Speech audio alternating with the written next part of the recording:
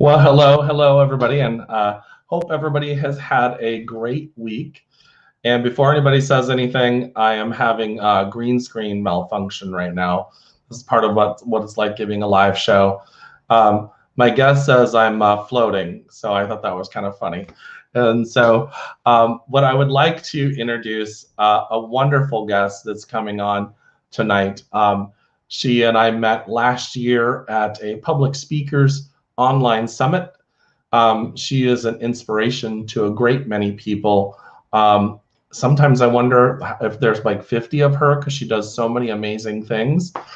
But I would love to bring, and I would like everybody to welcome Dr. Natalie Forest. There are not 50 or 60 of me. Thank you No, for there's having me on the show. no. Yeah, I Well, just thank thought that you. that And was you do look like you're like you said you're pixelated, but what I like about it is if we're really thinking about what we do, and you're the storytelling alchemist. So you're fitting right in with your background. It's like everything is part of everything. So I like it. just blended in. It's all energy, right? Yeah. It actually kind of Yeah. I can move my hands. It actually gets and that's one of the things that I think is one of the great things that we can probably chat about tonight is that I was talking with a friend of mine tonight on the way back home, and they were talking about, when you start putting intentions out there, practicing, with the law of attraction and all that kind of stuff. Do you have like crummy days too? I was like, yes, you do, because the universe wants to challenge you. It wants to say you're putting all this great things out there in your thoughts, and you're acting on a lot of great things. You're putting a lot of action out there. However, how are you going to handle this situation? Mhm. And it literally it basically does what it tempts you, or it I guess that's even a bad word. It tests you, I guess, is a better way to say, to see Mhm. how you're going to respond. And so, yeah, I thought maybe we can go into that kind of direction and see where that takes us. Ooh. Going down that dark and lonely road. Okay. I think actually the tests, um to me, they're, and I know to you too, they're like those wonderful things. I see them as reminders that continue to activate us. And what I mean by that is very simple. I really think that we're being sort of asked to take inventory in those challenges, in those tests. It's like, okay, are you sure you're really steadfast? Are you sure you really got everything together to take it to the next level?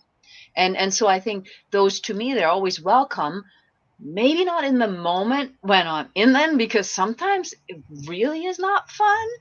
But on the other hand, when you keep that mind on, okay, something is challenging me, something is inviting me right now to take another look at this. Thank you. I will. And then sometimes it allows us, I think, to adjust where we're going. Hmm. That's how I see it. Yeah. Speaking of those thoughts, have you ever had something where you had maybe something that was really traumatic for you 10, 15, 20 years ago, however long ago it was, and now you're revisiting a very similar situation however many years later, and you responded drastically differently than you did many years ago. So just because you've worked on yourself, and you've already been here before, and you've practiced it. So No, yeah, I think that's so crucial, and I think I was talking earlier to a number of ladies in a mastermind. I was like, you got to start writing a brag book, and this is my long-winded answer. Okay, you got to start writing a brag book because there's so many things that are hidden in our subconscious mind that we are not fully aware of. But when we really start sitting down and thinking about it, looking through our patterns and all of that, it is amazing on how we can. realize the sort of like déjà vu sort of thing, whoa, really? I'm in this again? And you cannot approach it from, yeah, I'm in this again. I thought I cleared it up last time around, whether it's in a relationship, whether it's not paying attention while driving. I mean, there are lots of things. And it's like, oh, okay. But this time, because I recall and because I've worked on what I was doing, I'm able to make a different choice. And I think it's important to understand that we have a choice. And sometimes we may choose to react exactly the same way we did before. That means we haven't really learned our lesson. It means we've been practicing, but it has not become part of us yet. So I think it's very, very cool when we approach a situation differently, engage with the situation differently. And I think at that moment, we may actually not be fully aware that we've changed how we're dealing with it. I think it's usually a minute, two, or maybe an hour or a day after that we can see clearly, because we're still human beings truly engaged in what we're doing. And then we can say, like, wow. So 2 years ago, I reacted to this person that way, 5 years that way. And look, yesterday, I was all calm and collected. That's really cool. Yeah, yeah, I love the idea of the brag book. Dr. Forrest, I've just recently learned that. I mean, I didn't come up with it, but since I mean, you and I were on the same sheet, so I believe it all starts, of course, with ourselves, and we have to love ourselves, which we have been untrained to do. So how do you get back to loving yourself? Well, first thing is a person pays you a compliment. What's your reaction? It's like, oh well, yes, well, this shirt is really, it's like old and everything. So you can't even take that one, right? You're like, yeah, thank you, but. Okay, so how do we learn to accept that? Because when we're able to accept a compliment, we can give more, we can create more abundance, we can manifest more, right? right. So one of those things is we have to reinfuse, in a sense, in our daily lives, the fact that we're just freaking amazing and there's nobody else like us. Well, in order to do that, you got to like go back to what am I really great at, and what are all the things that I have accomplished. And so, somebody I work with, they suggested that, and I've started this book here. Yeah, it's got starting to get full, but I've actually started it. And it's always at my desk or always where I'm at, so that I can just like put little things in there. The minute they come up, if we wait until the end of the night, and I'm a big proponent of journals at the end of the night, but if we wait until the end of the night, we might forget something. you know I just created earlier today a great intro, video intro for a friend. It has nothing to do with my spiritual life, but I believe I was guided, and I had to write that down so I wouldn't forget. And it's all those things. If we say that about ourselves, and we take it in, and we remind us how amazing and talented we are, then it becomes easier to also accept it from others and explain to others why, by example, they need to have a brag book. Almost That's like what I think. like a gratitude journal Yeah. in a sense. And yeah, it's actually a bit more even than that, right? Because you write down, today I made a fantastic coffee, and you got to be careful in not writing things that are good for others, right? But I woke up with a smile this morning. The dog smiled at me. I made that killer cafe latte. Whatever it is, and then you go into, oh, I finished that article. I wrote a great press release. Oh, I helped an old lady across the street today. So all of those variety of things, just to keep exemplifying how amazing you are. And sooner or later, there'll be little patterns popping up that show you, you know, alignment, non-alignment. And the non-alignment is not bad in this instance. It just means that that's even more stuff that you're doing. And so to me, it's like all of that, because you're in the public light, I'm on the public light. We're, after all, on a TV show right now. It's like somebody will introduce us. And I love the way you introduced me. You just said we met. But, when we're at other events or so, people will come up with this long list. And the more successful you get, Jeremy, and you've experienced that, people will test you more. They will find stuff that you've done while you were in high school. How do you deal with all that? You just need to be steadfast in yourself. And this may sound narcissistic, but you have to really love yourself and know how amazing you are and that you can withstand anything that's been thrown at you. So know thyself, love yourself, and come what may. May the force be with you. Yeah, it's funny. I used to do all the big long bios when I introduce people. Mm-hmm. I just know you.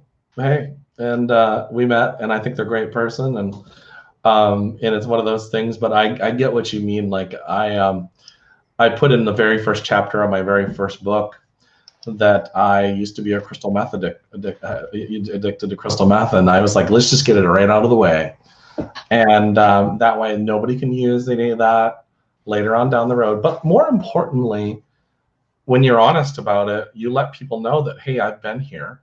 Mm-hmm. And it was an experience, and I overcame that experience, which is one of the reasons why another show host on the Tribune I really love, named Rex, he talks about his beginnings and where he came on. He was on my show last month.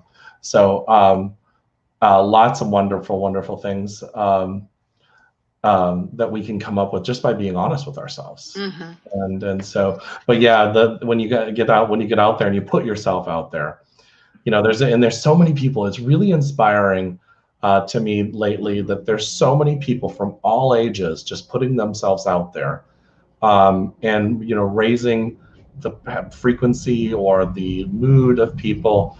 All the young TikTokers out there making people laugh, and getting out there and doing a lot. And the young YouTubers that started on YouTube, when YouTube started and now built $1 million businesses. Mo Rock being one of them, started on YouTube back in the very beginnings, and I think that was incredible. Just watching and inspiring where you and I've come from, and what we've built and stuff like that. And it is a very incredible thing. So, but I think it comes down to, I think it has to be stepping into the limelight. I think sometimes it's we're taking risks in our entire life. When we, parents that have children, it's funny. When I was younger, I used to say, yeah, Mom, I'm just going to save up money and I'll wait until, I have the right amount of money, the right career, and then I'll have children. And Mom said, that you'll never be ready. It's just not a thing. That there's no planning to have children. And it just happens one day. And so it's one of those things where, you can work really hard, but obviously it's how we adapt to situations, I guess, is the way to put it. So. And I think it happens when we're ready, not in the sense of us as humans thinking we're ready, but when, whatever you believe in, the universe, God, the angels, Allah, Muhammad, whatever you believe in, but when the energies are right and you're ready for the next test, so to speak, that's when it happens. That's when you get fired from a job. That's when you get offered a new job. That's when all of a sudden you have a child. I mean, how many people are there who thought they couldn't have children, then boops, surprise, there's a child, and you're like you said, you're never ready for it. You're never ready for it. And I think that's the human side in us, and we've been trained to hesitate, to make plans for the future, which may or may not come.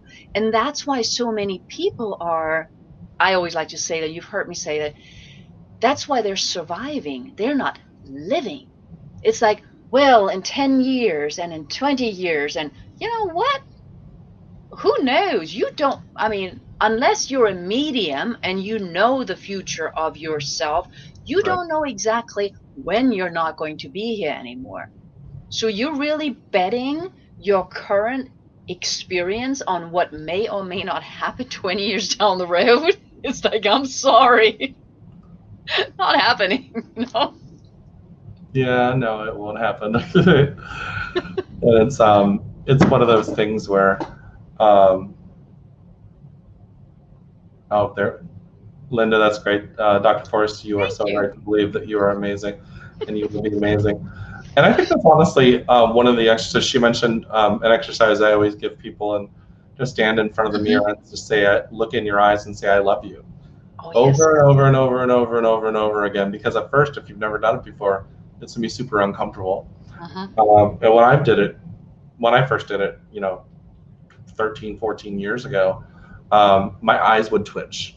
They would do. I'd say I love you, and you'd see them the twitch, and you could just tell the body wasn't reacting the way it needed to that until eventually one day, what it meant is my body didn't necessarily believe it, Right. and then eventually one day it got calm, and that meant it actually did believe it, and so, or it started to build that faith. And do you think one of the things that I found really interesting is that people don't trust themselves and they don't believe themselves. As you were saying, we are amazing people. And but when you mentioned that, like you were mentioning earlier, hey, that's a great dress you're wearing. They're like, oh yeah, this old thing, da da da, and they just accept the compliment. I've gotten to the point where I look at people and say, take the compliment. It's all right, you can do this with me. Yeah. It's so true, and I think like the one thing that I really work on with people is the self-love, but what that means is digging into who am I really, good, bad, in between, and I just use two terms that I don't believe in, which is good and bad. Okay. So we're everything. And the best example is the yin and yang, the yang. Okay. It's black and white. Everybody's everything. And I won't go into the color coding, especially connected to the United States. That's a whole different ballgame. But it's black and white. So we're all everything. And that means we need to go inside and accept all of us. It's not just knowing thyself. That's important. But it really is accepting. The one time when you were 5 years old and you stole that candy, because you were really wanting it, and it was a dare or something. Yeah, that was legally speaking wrong. And yes, you're sorry about it. But does that need to now tell you that you're a bad person? Or because this is your fifth marriage, does that mean that you are a bad person just because you have been trying to find? So you've got to understand and embrace yourself and really love yourself for everything and forgive yourself for everything. Because we're really easy, this, we're really easy on others. Like, oh yeah, well, they didn't mean it. But, I triggered them, I did this, and then we go into the societal idea of, oh, I'm such a bad person. Well, no, we're not. We're just human beings on a scale of evolution, and we're all evolving at different speeds. That's why we're here. We're all learning different lessons that we need to learn. And so it's like, okay, so this is stuff I did. Don't necessarily really like my hair, but it's part of me. So guess what? Let's say a prayer that this hair is actually going to do what I wanted to do today. You're not? Okay, still love you. And so from there, building that up to the very, very good example of look yourself in the mirror and say, I love you. It's not just the twitching of the eye. It's like, how you can stand in front of the mirror and you really don't look in the mirror? It's like, yeah, I'm looking myself in the eye, but not really. Yeah, but you got to build up to that. And with this whole package comes the self-confidence.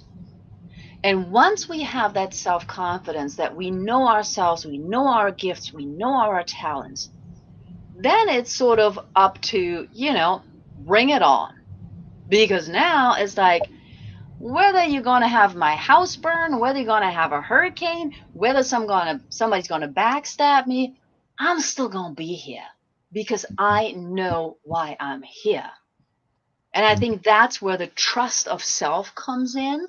And at the same time, the trust of self and the self confidence also means that we need to be able to ask others for help. And that's where the idea of taking a compliment comes back, right? It's not just taking a compliment, but when you can take a compliment, you can also take advice and feedback. Yeah. It goes together. Sorry, I've been going on. No, it's totally fine. It's perfect. I was just gonna point out though that I did do that when I was 5. Steal a piece of Oh, gum or oh candy. man, My how mom, did I know? you know what the funny part about it is that I'm not really good at hiding things or lying, and so my mother caught me and made me go in and apologize to the store manager and pay out of my piggy bank. Um, so and I got grounded for a month. So it was like one of those things. But it was of course it doesn't make you a bad person, but it caught me right away because in my mind I was just like, oh, there's candy. And I just took it and I was like la la la la la la la like out the store. Mom's Right. like, where'd you get that candy? I'm like, and so it's so funny because in that moment it was in sense innocent, but I had to learn that you just don't take things from stores, obviously. Right. And Yeah. however, one of those things, of course, we've made mistakes like this or done things like even as an adult where, have I lied before in my life? Yes, I have. And I have to go back and apologize to people for doing that. And it's just one of those things where, I was afraid. One of my friend and mentor, we have a very funny story between the two of us that I had a $40 check that somebody had paid me to pay to her, but they wrote it out in my name or wrote it out to me, and I said I was going to cash it and send her the money. She was back in Florida like a month later, and she had forgotten about it, to be quite honest with you. And I thought, well, I've been driving her back and forth. I'm just going to use that money for gas money. Mm-hmm. And she said, and she actually honestly didn't care if I had the money or not. Right. But she was just like, you said you were going to send it to me, and then you didn't, and then you didn't ever tell me about it. Mm-hmm.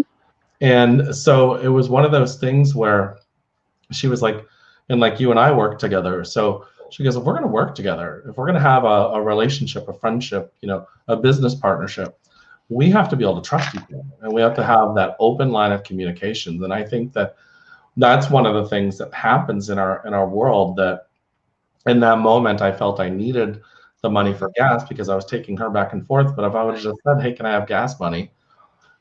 She would have given it to me. And the funny says, she goes, and then you lost on money because I was going to give you $50 for gas money, and that was only 40.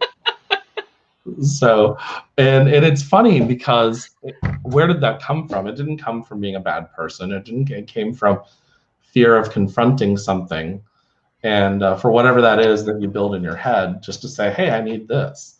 Mm-hmm. And a lot of times we're not really honest with ourselves. That happens when we apply for jobs too, not asking what you're worth or value Mm-hmm. for the job that you're going to be doing, Right. those kind of things. And so that happens a lot because we've been told this is the big bad company and we should just be lucky we have a job. And that's not really true. They're hiring you for your skills. So, Hopefully. oh, yeah. So yeah, hopefully. But it's interesting because sidetracking into the job market, which is partially self-marketing, right? Yeah. Um, and there are differences, and there are, of course, big bad wolf out there, social conditioning, in my opinion. But it is depending on what your cultural background is, and by that I don't mean country. I mean, whatever culture you grew up in. There are cultures where you don't brag about yourself, where if anything you are extremely respectful and put everybody else above you. And when you do that in the job market, you're not going to get the job because you're not even going to mention that I can learn this. I'm a quick learner. I can do this, because you're looking at the job description. You're going, oh, well, I know 3 things. I know 2 a little bit, and the other 5 I have no idea about, versus your brag book saying, I'm a quick learner. I this, I this, I this. And then at the same time, there are others who grow up in other cultures, subcultures, who are like, well, I want this job. I'm a quick learner. I'm going to tell you, I'm able to do all of that and more. So all of that also has, again, to do with self-confidence and being willing to put yourself out there and being questioned. For example, in a job interview, well, you said you're a quick learner. Do you actually know this? And then you need to be able to sit there and say, nope, I don't know this program just yet. However, I've learned 5 other programs in a week and a half. But do you Yeah. want to be, like you said, do you want to be confronted like that? And that has to do with self-confidence and self-love.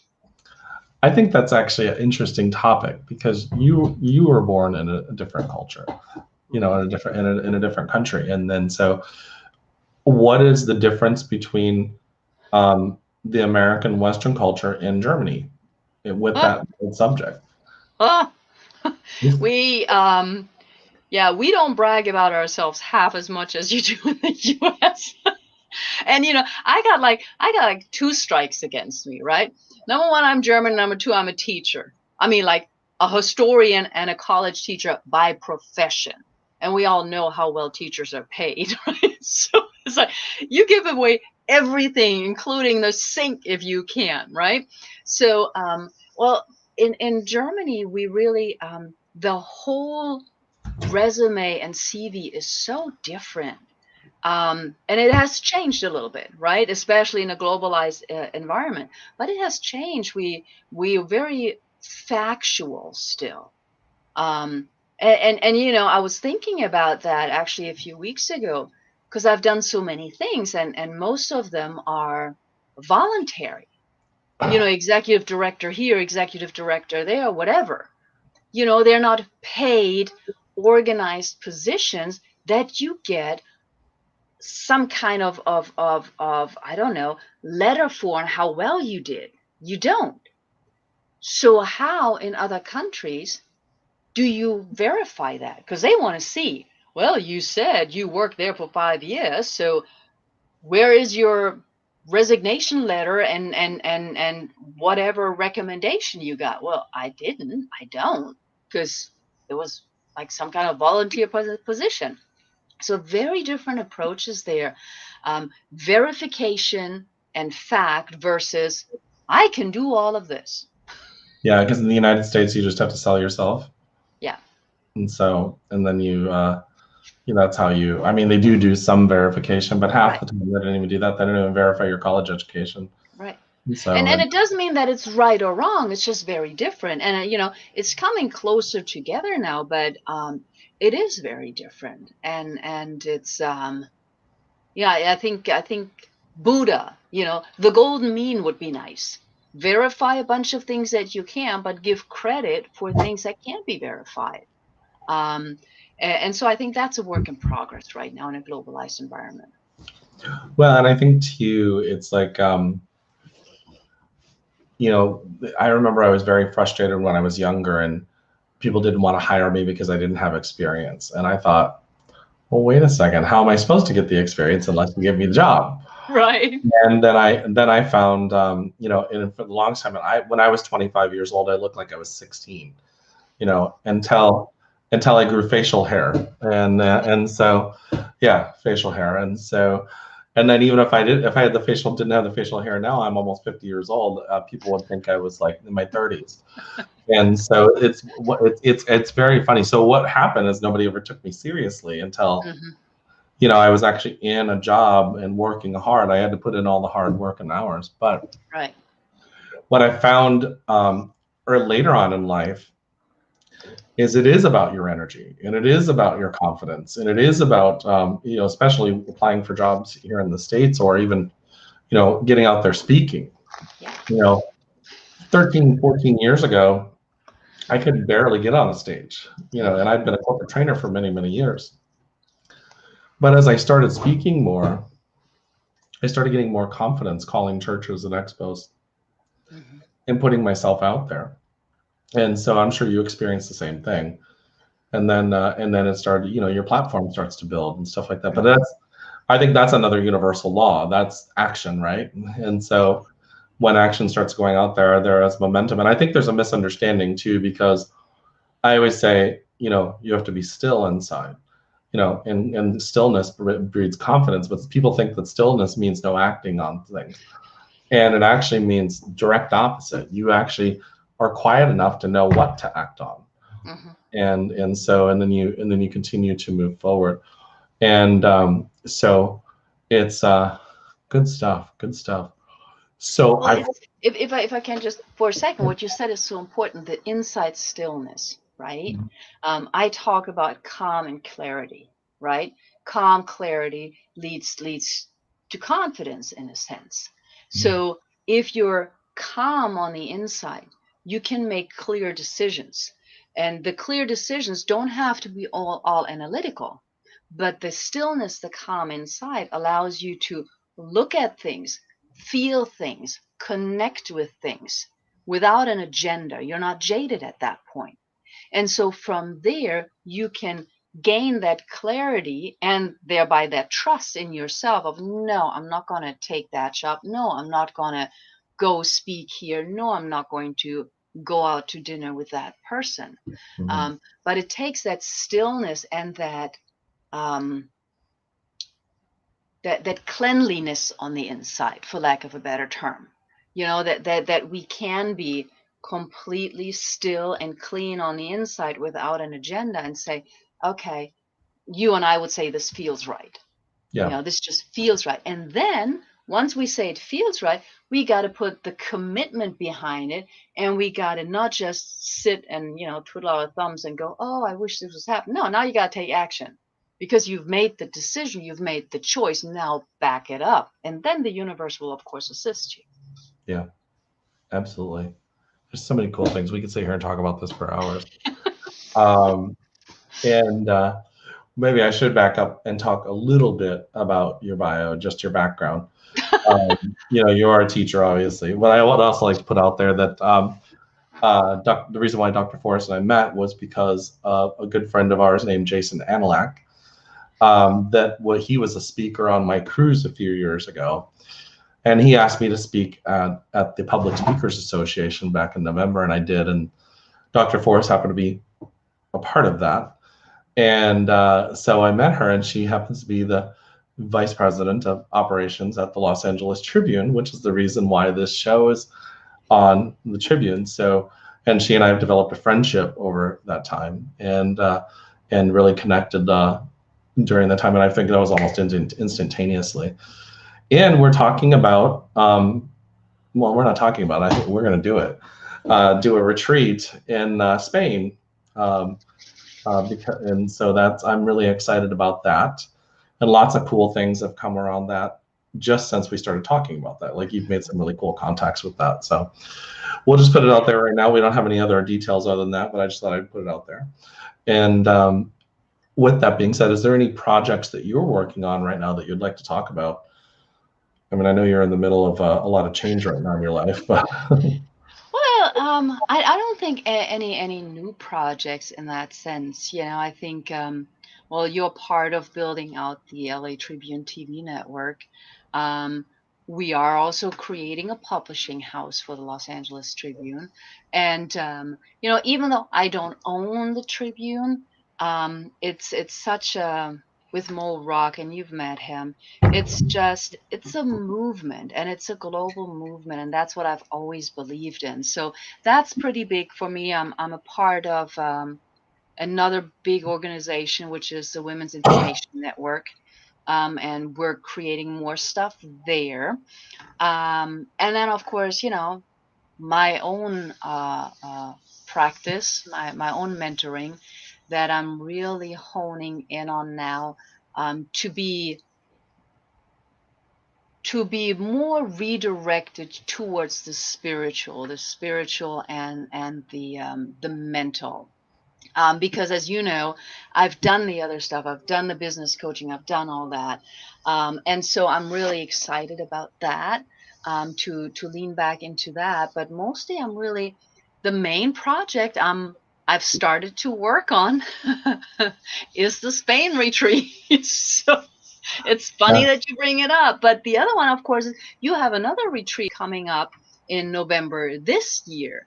And I'm excited about that too, because even though I'm not assisting and creating that or so, but that's going to be very exciting too, because there's so much collaboration going on. And really, the only thing that I'm working on is connecting more people, so that we can be that force to be reckoned with, that loving force to be reckoned. That's all. That's all. You know I'll what's have cool? a book coming out. You have a book coming out? Oh yeah, you Yeah, do. we're just You're working the on it. Tribune publishing house. Yes, yes, Yeah. So we'll have to yeah. have you come back on then. But it's interesting. One of the things I want to kind of end with, and you mentioned, is the global movement, and Mhm. that was my vision. My group, our Lamplight group, that was our group vision many years ago. One of the reasons why I loved when you talked about the Tribune, you and Mo's vision about bringing leadership to the world, and Mhm. even watching the summits and stuff like that. It aligned with what I was looking at doing, and Mhm. my Spirit Heart cruise that I do with my business partner there, and then the retreat in Belize. I mean, mine centered around my need to travel, and see new cultures. But the truth is that I kind of see that, and you and I just talked about this a few weeks ago, all these different components working together, and we can't possibly. I can't possibly be the producer of 50 retreats in a year. I would, unless I have a major staff that works for me. And I don't know if I want that. But so, because I've had 100 employees under me before, it's not fun. And so, but the other part of that is that, if we have you and I doing Spain, me and Donna Campbell doing Belize, and then let's say we have Jason doing this, and let's say the Tribune's doing something over here, and all this stuff is being built. What are we doing? I had a dream in 2008 of all these little pockets and cells of energy popping up and raising the frequency of the planet and Mhm. being the light of the world. Mhm. And then so what does that do? It brings awakening and truth and love to the planet, and people really start to learn who they are, and they step into that amazing person that they are, that amazing soul. And I think that's really, I think we're on the forefront of that. So Absolutely. it's And when you're saying you had a dream, I'm going to be woo woo for a second because I can. In some of my meditations, I go up to the grid, and I see little lights, and I see the strings. Some people, when they travel, they like put up a map and they put little pins in it and then they connect them. I think you see that especially like in crime movies. But anyhow, not sure where that came from. But I sit up there sometimes and I can see it. And I can see where do we need to go next, and where is another place where there is energy that we just need to connect with. And so I love sitting up there seeing it. And then, like you said, then it's like, okay, so there's a Spirit Heart cruise to Alaska. That's up there. So they're touching this. And then, and in Australia, I have this person. And then you almost like start spinning it together, um, but not like a puppet master, really, because the energies are coming up and sort of like screaming, me, and then you just start putting it together, and that's just what I see this movement sort of to be like. Yeah, yeah. And then the cool thing is that Australia, we're not going to want to have the same speakers every year in Spain, Right. and then Australia is not going to want to do that, and Tokyo is not going to want to do that. And I know people in Tokyo that have been wanting retreats and stuff like that. Mm-hmm.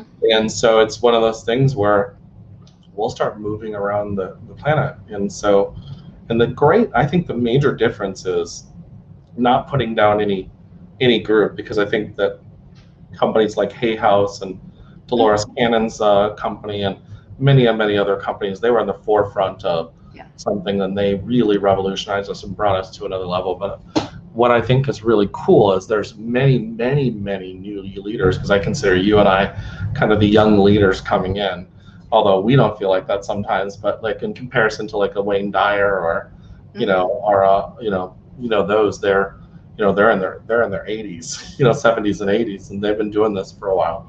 But we're now, I think it's almost like those little lights and pockets are literally all these people like stepping up. Like Mm-hmm. when I see 25-year-olds speaking about the things that I was talking about 25 years ago, and you can tell they believe it. Not that they recited it out of a book, Mm-hmm. but they really are resonating with that. That's exciting to me. I Yeah. think that's just the coolest thing. And it means that all of us that did our work and all the people before us that did this work set the groundwork for that. Mm-hmm. And there's so much now. Is there a lot of craziness going on in the world? Absolutely. And with that being said, the that will all start to shift, you know. And so, but with that being said, any last thoughts that you want to give the audience about any wisdom that you would like to give them before we close out tonight? Any last thoughts? See, you had me before you threw in the word wisdom. Then I always feel the pressure. Any last minute thoughts then? Um, I think I'm really big on the bragging about yourself and making time for yourself. I would like everybody to understand not just that they're unique and that they're talented and that they're amazing, but to truly understand that you're not alone, that you're not crazy for feeling or seeing the things that you do. It's part of the overall experience. We're human, and the humanness is connected to why we're here and where we're going to go. And that's where the spiritual aspect comes in. So just understand you're never alone and that there are people out there that are just like you. You just need to start here and then throw out the energy. That's all I can come up with for tonight. I think that's great. I think that's wonderful. And let me just say, if you would like to know more about Dr. Forrest, her website is I'm floating here and is there on the screen. It's also in the description of the show. My guest next week, I will actually be in Lexington, Kentucky next week. Oh, And my guest will be my friend and mentor, Virginia Drake, will be coming on.